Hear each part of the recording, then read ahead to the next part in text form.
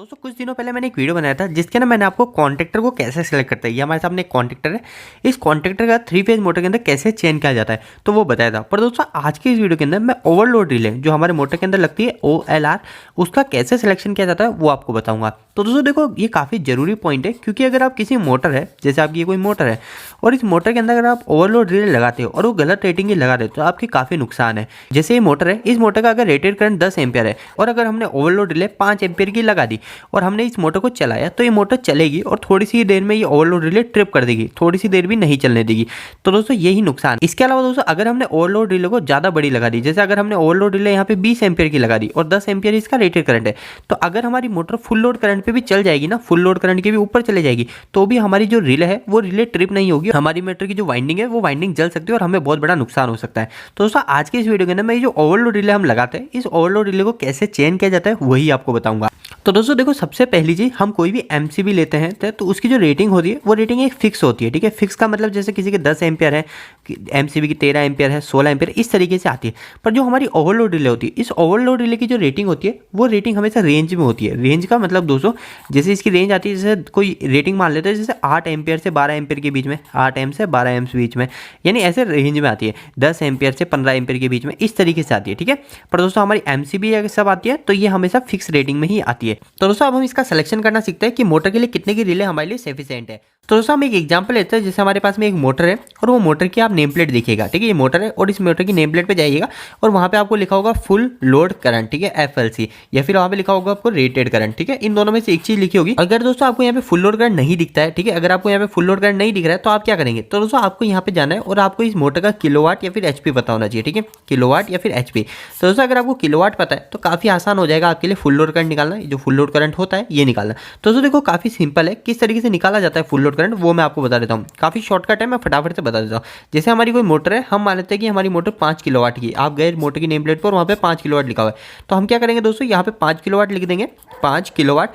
दोस्तों एक चीज ध्यान रखिएगा, अगर आपको रेटिंग किलोवाट में नहीं HP में मिल रही है तो आप क्या करोगे, तो आप सिंपली जितनी भी HP है उस HP के अंदर भाग लगा देना 1.341, ये वैल्यू याद रखिए 1.341। अगर आप इसका भाग लगा दोगे ना HP में तो आपका डायरेक्ट जो आंसर आएगा वो किलोवाट में आएगा। जैसे अगर हमारी मोटर कोई 7.5 HP की है तो 7.5 HP के अंदर अगर मैं भाग लगा दूंगा 1.341 का, तो मेरा जो आंसर आएगा वो आएगा दोस्तों मेरा किलोवाट। ठीक है, आपके लिए शॉर्टकट ट्रिक है, आपको काफी हेल्पफुल रहेगी। तो दोस्तों हमको पता चल गया कि हमारी जो मोटर है 5 किलोवाट की है, तो अब हम क्या करेंगे, एक फॉर्मूला पुट कर देंगे। ये जो फॉर्मूला होता है, ये फॉर्मूला मैं यहाँ लिख देता हूँ। यहाँ पे होता है हमारे पावर और नीचे लिखते हैं हम voltage into √3 into power factor. ठीक है, ये हो गया हमारा फॉर्मूला। अब दोस्तों एक चीज ध्यान रखिएगा, यहाँ पे जो पावर पुट करते हैं ये हमेशा वाट में की जाती है। ठीक है, वाट में, पर हमारे पास रेटिंग जो है किलोवाट में, तो हम क्या करेंगे, इस किलोवाट को 1000 से मल्टीप्लाई कर देंगे। ऐसा इस वजह से कर रहे हैं क्योंकि हमको पता है कि 1 किलोवाट के अंदर हमेशा 1000 वाट होते हैं और कहीं पर भी हमको वाट रखना है तो हम किलोवाट के अंदर 1000 का मल्टीप्लाई कर देते हैं।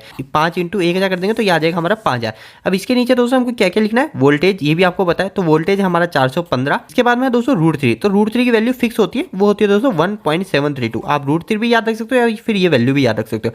इसके बाद में दोस्तों पावर फैक्टर, तो पावर फैक्टर हमारी मोटर का अगर आपको नेम प्लेट पे दिख रहा है, अगर नहीं दिख रहा तो आप यहाँ पे पावर फैक्टर 0.85 मान के चल सकता है। ठीक है, तो मैं यहाँ लिख देता हूँ 0.85 पावर फैक्टर।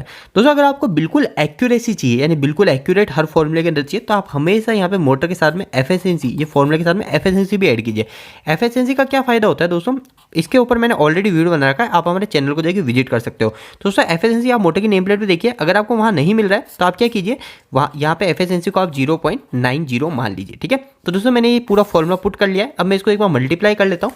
ऊपर का तो दोस्तों मल्टीप्लाई करने के बाद सिंपल सा 5000 आ जाएगा, तो मैं यहाँ लिख देता हूँ 5000 और मैं इन सबको मल्टीप्लाई कर लेता हूँ, देखता हूँ क्या आता है। 415 × 1.732 जो √3 की वैल्यू है, इसके साथ में दोस्तों मेरे को मल्टीप्लाई करना पावर फैक्टर जो है 0.85 मल्टीप्लाई बाय 0.90 जो कि एफिशिएंसी है।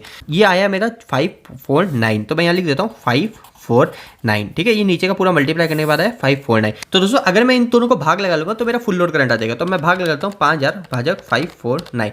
तो दोस्तों मेरा जो फुल लोड करंट आया वो आया 9.10। ठीक है, 9.10। दोस्तों इसके अलावा मैंने आपको एक शॉर्टकट ट्रिक भी बता रखी है फुल लोड करंट निकालने के लिए। तो दोस्तों शॉर्टकट ट्रिक क्या होती है, कभी भी आप किलोवाट के अंदर 1.75 का मल्टीप्लाई कर लीजिए। तो जैसे हमारे पास जो किलोवाट थे वो किलोवाट थे 5 किलोवाट, तो अगर मैं इसके अंदर 1.75 का मल्टीप्लाई कर लूंगा तो मेरा आ जाएगा 5 × 1.75।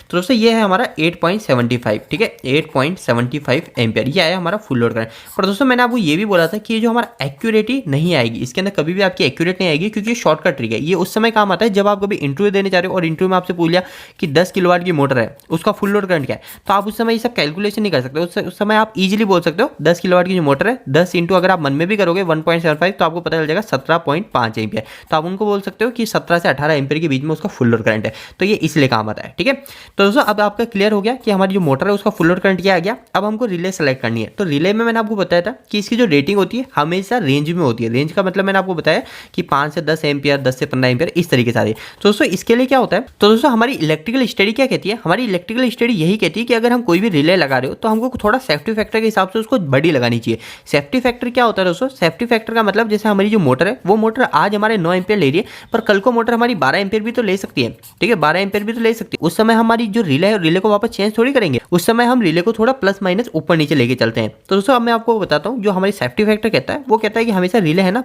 प्लस माइनस 20% लगाना चाहिए। तो दोस्तों ये क्या होता है प्लस माइनस, काफी सिंपल है। देखिए 20% हमको निकालना है। 20% किसका निकालना है, हमारे फुल लोड करंट का।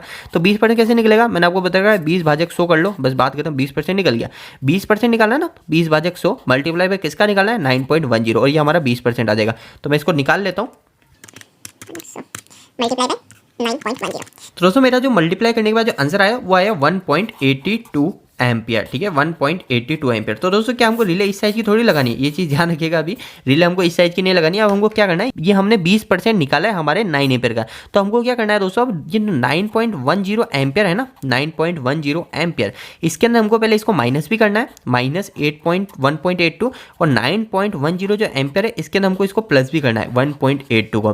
तो दोस्तों मैंने प्लस कर लिया और हमारा जो आंसर आया वो आया 7.28 से लेकर 10.92। तो हमको जो रिले की जो रेंज आएगी वो आएगी 7 एम्पियर से 11 एम्पियर की। दोस्तों अगर आप कहीं पे इलेक्ट्रिकल या फिर मैकेनिकल की जॉब या फिर पढ़ाई कर रहे हो तो आपके लिए बहुत महत्वपूर्ण सूचना है कि हमने एक वेबसाइट स्टार्ट करी जिसका नाम है www.engineeringdost.com। दोस्तों इस वेबसाइट पे आपको काफी अच्छे हिंदी में इलेक्ट्रिकल और मैकेनिकल से जुड़े आर्टिकल मिलेंगे जो आपके लिए काफी हेल्पफुल होने वाले हैं। दोस्तों इस वेबसाइट पे आपको कोई भी हमारी किताबी लैंग्वेज के अंदर बातें नहीं होगी। यहाँ पे आपको जितनी सिंपल लैंग्वेज होती है ना, जैसे अभी मैंने आपको यहाँ समझाया, इसी तरीके से यहाँ पे बिल्कुल सिंपल लैंग्वेज में आपको बताया जाएगा। तो आप हमारी वेबसाइट पे जाके जुड़ सकते हैं। अभी मैंने यहाँ पे ऑलरेडी काफी अच्छे 20 के आसपास आर्टिकल अपलोड कर रखे हैं। आप वहाँ पे जाइए, जुड़िए। मोटर की name plate, solar panel, VFD, motor starter, इनके ऊपर काफी अच्छे आर्टिकल लिख रखे हैं। तो अगर आप हमारी वेबसाइट पे जुड़ना चाहते हो तो इसका लिंक आपको इसी वीडियो के डिस्क्रिप्शन बॉक्स में मिल जाएगा। दोस्तों आर्टिकल पढ़ने के बाद आपको वेबसाइट कैसी लगी वहाँ पे आप कमेंट बॉक्स में कमेंट करके जरूर बताइएगा। दोस्तों आपको यह वीडियो कैसा लगा, इस वीडियो को लाइक करके जरूर बताइए। अगर आपको कोई भी सवाल इस वीडियो के प्रति या फिर इलेक्ट्रिकल से जुड़ा है तो आप मुझे नीचे कमेंट बॉक्स में कमेंट करके पूछ सकते हैं। इलेक्ट्रिकल वीडियोस अगर आप हिंदी में देखना पसंद करते हैं आज ही हमारे चैनल को सब्सक्राइब कर लीजिए। आज के लिए इतना ही, धन्यवाद।